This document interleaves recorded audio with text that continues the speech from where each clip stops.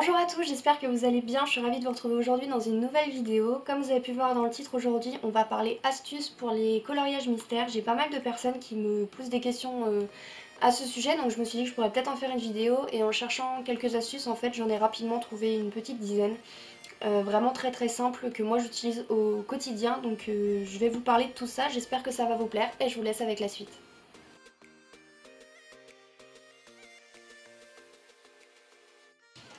Alors la première astuce, ça concerne les teintes de couleurs. Parfois on n'a pas les bonnes teintes, c'est difficile de trouver celle qui correspond le plus au code couleur qu'il y a en bas. Je précise juste pour les personnes qui ne veulent pas être spoilées, vous ne pourrez pas regarder la vidéo puisque je vais montrer des exemples dans à peu près chaque livre je pense. Donc désolée pour ces personnes-ci. Donc pour les teintes de couleurs, ça arrive qu'on n'ait pas les bonnes nuances. La première astuce, c'est de mélanger deux couleurs si vous les faites au crayon de couleur. Si vous les faites au feutre, pardon, c'est pas facile à dire, vous allez avoir un petit peu plus de mal je pense. Sinon moi ce que je fais en général, c'est que si par exemple on me demande un violet rose foncé et un violet rose clair que je n'ai pas, je vais utiliser un rose foncé et un rose clair ou un violet foncé et un rose clair. En fait le seul truc qu'il vous faut, c'est que vous restiez dans les mêmes nuances entre les deux couleurs que vous choisissez, donc entre la claire et la foncée. Il faut juste que ça matche en fait. Et vous verrez que sur le coloriage, vous saurez que c'est pas la bonne couleur par rapport au code, mais la personne qui verra le coloriage en face, franchement, elle se doutera de rien. Donc moi, c'est ce que je fais. C'est ce que j'avais fait pour Vaiana, pour sa bouche et les couleurs roses en fait, tout simplement. Dans la solution, il demandait un violet rose, un vieux rose, enfin une couleur vraiment... pas celle-ci en tout cas. Je vais essayer de vous faire un zoom, mais c'était plus un brun rosé en fait. C'est une couleur que j'ai absolument pas et que j'ai toujours pas à l'heure d'aujourd'hui d'ailleurs. Donc du coup, j'avais utilisé un rose pâle et un rose un petit peu plus clair, plus foncé pardon.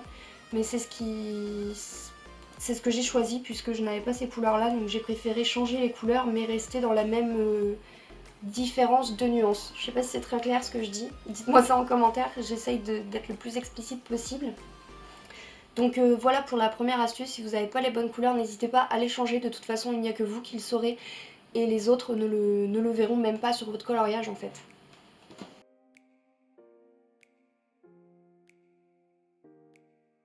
Alors la deuxième astuce, c'est de savoir par quelle couleur commencer en fait.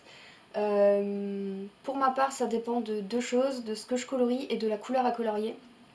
Donc en général, ça c'est l'astuce numéro 2 pour les couleurs peau.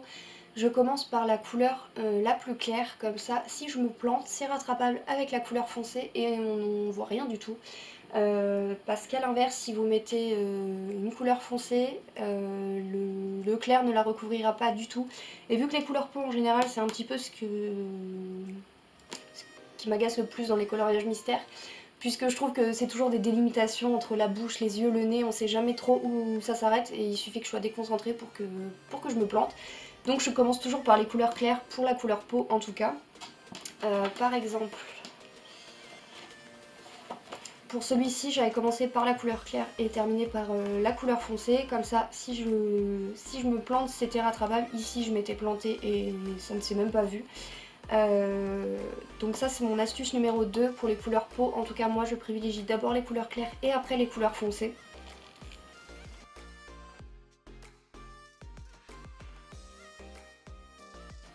Pour l'astuce numéro 3, à l'inverse, pour tout ce qui est couleur de vêtements, de fond, de couleur bois, etc. je commence toujours par la couleur foncée. C'est un petit peu contraire ce que je dis, mais ça me permet en tout cas moi d'éviter les traces, puisque quand je colorie une zone, en fait je délimite ma zone et je colorie après à l'intérieur. Donc quand je commence par la couleur foncée, c'est ce que je fais. Et après pour la couleur claire, vu que je sais que c'est elle qui va combler le reste entre la couleur foncée, j'ai juste à colorier entre ces deux et je fais pas gaffe à délimiter. Donc en fait ça évite une démarcation comme vous pouvez voir ici en fait. Ici on a je sais pas si vous le verrez bien à la caméra, j'essaierai de zoomer, mais ici on a une démarcation, tout ça parce que je fais d'abord les contours avant de remplir. Donc la couleur a le temps de sécher, donc quand on repasse par dessus ça laisse des traces. Et quand je fais comme ça, du coup en repassant directement sur la couleur foncée, il y a moins de traces puisque je ne délimite pas ma couleur claire. Alors bien sûr, il faut le faire que sur les tons sur tons, hein. Là, le gris et le marron, c'était pas possible de déborder, entre guillemets, puisque sinon ça se serait vu. Mais pour le rouge ici, c'était simple. Ici, le violet, j'ai fait la même chose. C'est ce que je fais de toute façon dans tous mes coloriages. Ici, pareil, pour l'orange foncé et l'orange clair.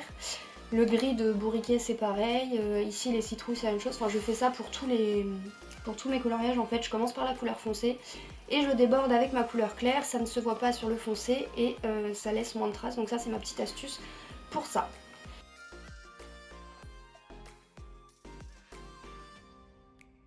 Pour l'astuce numéro 4, elle regroupe un petit peu la 2 et la 3, c'est-à-dire moi c'est ce que je fais, je vous conseille de colorier les mêmes groupes de couleurs ensemble en fait. Genre ici le orange un petit peu plus foncé et ici le jaune, ou les deux bleus différents. Je vous conseille de regrouper ça, comme ça vous vous éparpillez pas dans vos couleurs, vous savez où vous en êtes.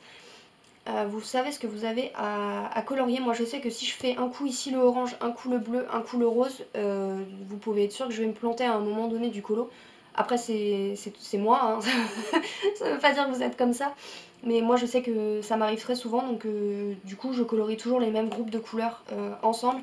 Ici les deux marrons, les deux bleus ici. En fait en fonction du code couleur que j'ai ici, je colorie les mêmes nuances en même temps, comme ça j'ai pas à me tromper sur les couleurs, puisque ça m'arrive très souvent, je colorie souvent le soir, souvent en plus devant une série ou avec de la musique, donc je fais parfois pas gaffe à ce que je fais, donc colorier les groupes de nuances ensemble, c'est vrai que ça m'aide pas mal.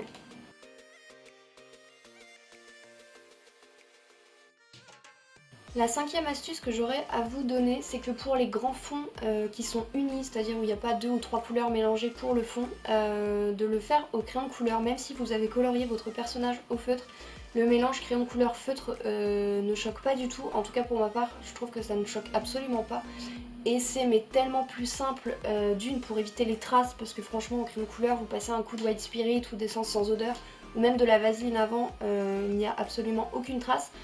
Et c'est vrai que sur un grand fond, les traces, même si on fait attention, même si on a une bonne technique, on n'y coupe pas, c'est des feutres, ça reste des feutres. Donc les traces, il y en aura toujours. Et sur les grands fonds, en fait, ça se voit beaucoup plus. Donc moi, ce que je fais quand j'ai des grands fonds, c'est que je les fais au crayon de couleur. Ça ne me choque absolument pas et c'est beaucoup plus rapide. Et je trouve que le rendu est vraiment joli. C'est ce que j'avais fait pour ici, donc j'avais mis une couche de crayon de couleur, de l'essence sans odeur, et j'ai remis une couche de crayon de couleur pour que ce soit vraiment bien opaque. Et je trouve qu'au final on dirait presque du feutre, comparé à ici où j'avais mis du feutre et que j'avais repassé au crayon de couleur. Déjà ça m'a pris 3 fois plus de temps que de faire ça, et on voit encore les traces, et le fait d'avoir passé du crayon de couleur, je sais pas si vous voyez, mais ça fait briller le papier. Moi personnellement ça me choque pas du tout. J'avais fait celle-ci aussi, le fond au crayon de couleur avec 2 couches aussi, et je trouve le résultat est aussi lumineux qu'avec des feutres, et il y a beaucoup moins de traces. Ici je l'avais fait au feutre et le fond je l'avais fait au crayon de couleur également. Donc voilà un conseil que moi j'utilise et que j'aime beaucoup, c'est de colorier vos grands fonds unis, c'est vraiment des grosses parties. Au crayon de couleur et à l'essence sans odeur, ça prend moins de temps et il y a moins de traces. Voilà.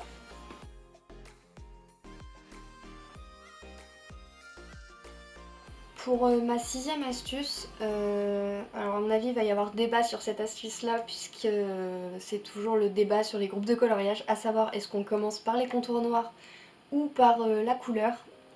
Pour ma part je commence par la couleur, tout simplement parce qu'avant je commençais par mes contours noirs.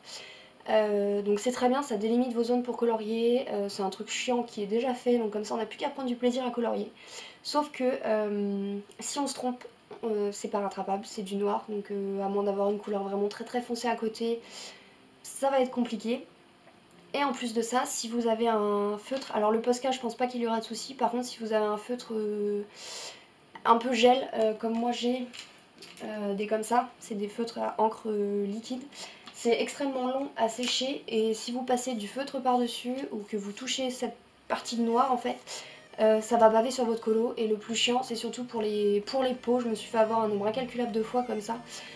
Donc je ne commence plus du tout par les contours noirs, et je préfère, puisque ça termine le coloriage une fois qu'il est fait, quand on fait les couleurs, si on déborde un petit peu sur les traits qui sont censés être noirs, on s'en fout puisque ce sera recouvert au noir.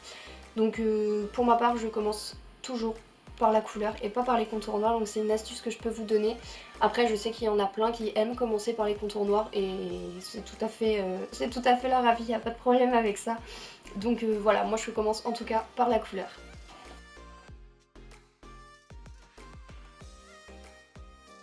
Pour la 7ème astuce, ça rejoint un petit peu la 6ème puisqu'on parle encore de contours noirs. Prenez votre temps pour les tracer, que ce soit au début ou après votre mise en couleur. Prenez votre temps pour les tracer, enfin, moi je trouve ça hyper chiant à faire, mais je trouve qu'on voit la différence sur des traits qui sont faits assez rapidement et des traits où on fait vraiment attention à pas épaissir le trait qui est déjà en général relativement gros. Et les courbes sont mieux arrondies et franchement ça fait son effet. Je suis incapable de vous retrouver le colo pour lequel j'avais testé ça la première fois, de vraiment faire très attention au contour noir et je trouvais que le rendu était vachement plus agréable en fait que ce que je faisais avant, mais je sais plus sur lequel j'avais testé ça donc je peux pas vous montrer. Mais c'est vraiment quelque chose, alors moi qui me prend la tête en général, je peux laisser mon coloriage mystère de jour 3 ou 4 jours de côté parce que j'ai pas envie de faire les contours noirs à la fin. Mais c'est vrai que les faire bien arrondis et surtout au niveau des yeux, c'est surtout les yeux quand on les fait vraiment tout proprement, etc. Après il y en a qui le font très vite et très bien, hein. Franchement j'aimerais avoir cette capacité mais j'en suis pas capable. Mais voilà, mon conseil c'est de vraiment de prendre son temps en fait, pas vraiment de plus s'appliquer que d'habitude, mais de prendre son temps sur les contours pour pas les faire trop épais, etc. C'est vraiment quelque chose qui change votre coloriage à la fin, je trouve. Et en parlant des contours noirs, vous vous demandez peut-être avec quoi je les fais. Pour commencer, je les avais fait avec les papermate noirs qu'on trouve facilement à Leclerc, à Carrefour ou même sur Amazon par boîte de 12 ou de je sais plus combien. Je les faisais avec ça. Après je trouvais, en tout cas pour moi, le rendu de loin je le trouve parfait avec les papermate. C'est vraiment, je trouve ça fait pas un vrai noir en fait, je le trouve pas assez prononcé, mais bon ça c'est que mon avis. Donc après les papermate, je me suis mise à utiliser les Sign Pen de Pilote, je crois que c'est un crayon qui coûte autour de 2€ ou 2,50 €. Donc qui coûte quand même un petit prix par rapport au papermate, mais c'est une petite mine et c'est à l'encre gel en fait, ce qui fait que c'est ultra précis et que le rendu est super opaque. C'est vraiment un crayon que j'adorais utiliser, que j'utilise encore des fois maintenant, ça m'arrive, c'est vraiment quelque chose que j'aime beaucoup utiliser. Et maintenant je l'ai fait avec les Posca noirs, donc après c'est un choix puisque c'est un coût, les Posca coûtent relativement cher, donc c'est pour ça que je les fais pas tous avec les Posca, en général je réutilise ceux-là qui sont vraiment très très bien. Donc Posca, donc j'utilise le 3M et le 5M. Le 1M je l'utilise vraiment pour les petits détails, genre les yeux quand je veux être vraiment précise. Et le gros pour genre ici les cheveux de Lilo, je les ai fait au gros. J'en ai bousillé pas mal des Posca comme ça à faire les contours, donc j'essaye de me calmer un petit peu avec ça, j'essaye de plus revenir à ça. Parce que c'est vrai que ça coûte vraiment, vraiment très cher. Et pour les contours, si vous vous demandez, je les fais pas au Posca. C'est un autre crayon que j'avais trouvé je les avais trouvés chez Bureau Vallée, je crois. C'est un marqueur noir, mais il transperce pas, donc ça c'est plutôt cool parce que c'est toujours un petit peu la trouille, mais vous voyez que derrière les contours restent propres. Donc voilà pour les crayons noirs que j'utilise pour les contours.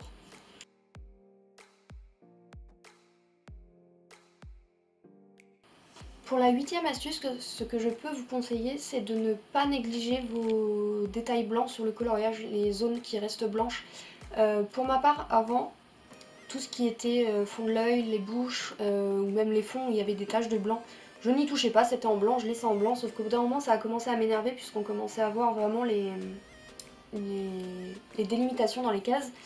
Et je trouvais le rendu un peu moins joli, même si en photo et en vidéo ça se voit à peine. Mais je trouve, enfin, du coup c'était vraiment pour moi que je le faisais. Et j'avais testé pour la première fois, sur ce coloriage là, de compléter les zones blanches. Donc je sais pas si vous voyez, tout là, c'est tout du Posca blanc qui a été rajouté. Et je trouve vraiment que ça illumine le colo et qu'on voit vraiment une différence que si on l'avait laissé en fait avec tous toutes les démarcations qu'on peut avoir sur les cases. Donc c'est vraiment quelque chose, pareil, comme les contours noirs qui me prend la tête et qui est vraiment très chiant à faire. Mais pour le coup je trouve que le rendu il est juste superbe. Et donc maintenant je me prends plus autant la tête, c'est-à-dire que là ça aurait été blanc, je pense que maintenant je le laisserai blanc sauf si je suis ultra motivée. Mais en général le blanc de l'œil je le repasse quand même en fait pour... ça contraste bien avec le noir en général qu'il y a.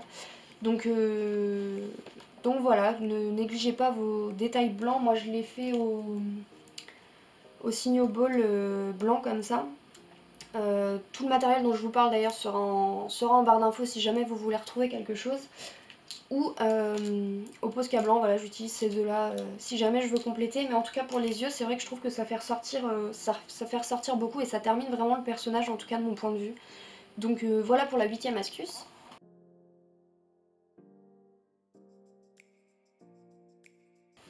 Pour la 9e astuce, elle n'a rien à voir avec le dessin ici, je vous l'ai juste mis en fond pour que vous en ayez pas marre de juste voir mes mains bouger.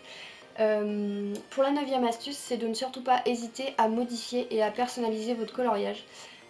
Pour ça, je ne vous ferai pas de démo, je ne vous en parlerai pas puisque je n'ai pas moi-même testé encore en fait. J'ai essayé une fois mais le rendu n'a pas été top, donc il faut que je m'y remette, c'est prévu mais j'ai pas encore vraiment testé. Mais du coup je vous redirige vers les chaînes de Color Art ou d'Euro Poeticolor qui a fait une vidéo il n'y a pas très longtemps là-dessus d'ailleurs, qui est vraiment très explicative et très bien. Donc je vous laisserai aller voir ces deux chaînes là, je vous les mettrai en barre d'infos, mais c'est vrai que modifier votre coloriage en mettant des dégradés etc, ça apporte vraiment un côté plus réaliste au coloriage, et c'est vrai que parfois faire trop de coloriage mystère, personnellement parfois je trouve ça trop répétitif, et c'est vrai que d'en faire un comme ça ça peut donner un petit défi, un petit challenge à faire, et c'est vrai que je trouve ça vraiment sympa et les rendus sont juste magnifiques. Donc voilà, je vous conseille de vous lancer et de ne pas hésiter à modifier vos couleurs, vos ombres, vos cases, vos personnages. Voilà, laissez-vous aller et faites-vous plaisir.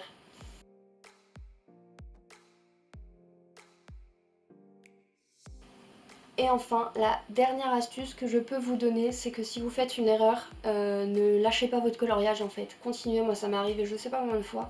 Et c'est pour ça que je me retrouve avec plein de en cours à terminer. Mais si vous faites une erreur, franchement, vous vous en foutez. Vous pouvez la rattraper n'importe comment, que ce soit avec du Posca, en remettant une couche de crayon, en essayant de camoufler, en mettant votre signature ou autre chose en fait. Et même si votre erreur continue de se voir, dites-vous qu'il n'y a que vous qui le saurez en fait, et que au pire ça passera, et puis voilà, vous aurez terminé votre coloriage. Il vous plaira quand même malgré cette petite erreur qui franchement vous embêtera, mais c'est pas grave en fait. Donc voilà, c'est le dernier petit conseil que je peux vous donner, c'est de ne pas abandonner un coloriage qui possède une erreur. Celui-là je l'avais laissé tomber parce que mon feutre m'avait lâché ici.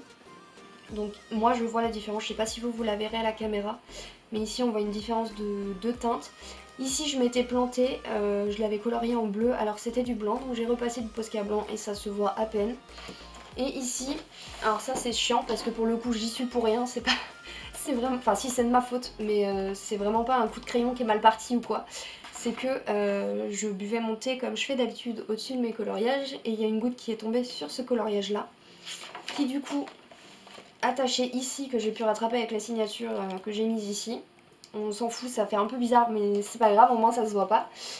Le problème c'est que ici je pouvais pas mettre ma signature en plein sur la joue de cette pauvre femme. Du coup j'ai mis la signature histoire que ça fasse à peu près équilibré ici, et puis ici c'est resté, tant pis, j'ai repassé un petit coup de beige pour essayer de camoufler un peu, ça se voit toujours, tant pis, c'est pas mon plus beau, mais c'est comme ça. Et puis voilà, donc surtout si vous faites une erreur sur un colo, franchement, le lâchez pas et continuez jusqu'au bout. Et je suis sûre que vous arriverez à trouver un moyen pour camoufler cette erreur-là et qu'elle passe à peu près inaperçue. Donc voilà, c'est tout ce que j'avais à vous présenter comme astuce. J'espère que certaines d'entre elles pourront vous aider. Peut-être que d'autres paraissent tellement évidentes ou quoi, je sais pas. Dites-moi ça dans les commentaires, en tout cas, j'ai hâte de savoir. Donc voilà, j'espère que cette petite vidéo vous aura plu. N'hésitez pas à me dire ça en commentaire, à liker cette vidéo et à vous abonner au passage si ce n'est pas encore fait. Et surtout n'oubliez pas, prenez du plaisir avec des coloriages mystères, c'est le but de ne pas se prendre la tête dessus, que ce soit en suivant les codes ou en le modifiant selon vos goûts. Faites-le comme vous voulez, prenez du plaisir et rappelez-vous surtout qu'un coloriage mystère ça se regarde de loin et pas de près, donc même les petites erreurs, franchement on s'en fout. Continuez votre colo, allez jusqu'au bout, faites-vous plaisir et détendez-vous. A bientôt!